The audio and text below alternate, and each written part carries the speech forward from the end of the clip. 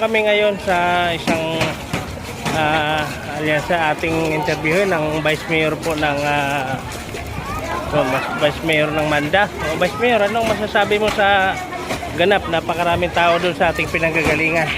Talagang malaking kasiyahan na dumadalo sila sa pagpupulong sa mga politiko. Yung mga asyenda, yung mga plataforma, ating mga kapulisan nandito, ano? Dami nating mga pulis ngayon. So ayan. Ikagulo. Anong masasabi mo sa mga plataforma ng iyong katunggali ngayon? Medyo mabigat ang iyong kalaban, Mayor. Kaya mga pulis yan. Mga kapulisan natin yan, no? Gawin na lang. Huwag na magsalita. Ano bang pangunahing pinangako mo sa mga tao, Vice Mayor? Anong pangunahin mong ipinangako sa mga tao?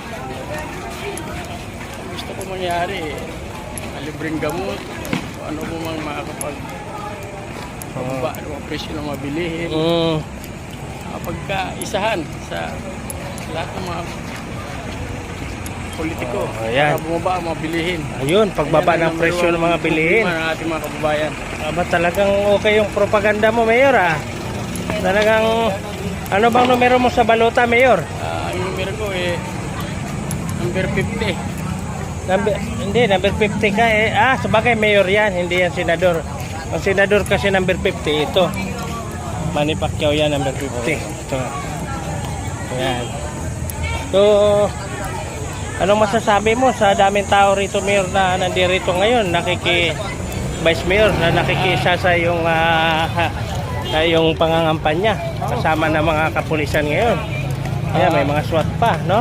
Anong masasabi mo dyan, Mayor? Natutuwa ako sa pagkikiisa nila. Paano patatagin ang alyansa dito sa Mandaluyong. Ayun.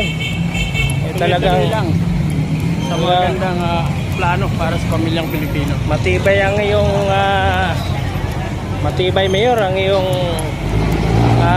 programa dahil malalim ang mga pinaghuhugutan mo ng lakas para buuhin ang alyansa na ito, no? Kaya sama ng ating mga kapulisan, napakaraming pulis dito, no? Unang-una, natutuwa ako sa suporta ng ating Manny Pacquiao, no? Dahil patuloy siyang naghahatid na kita nyo naman, napakaraming karangalan sa ating bayan. Okay.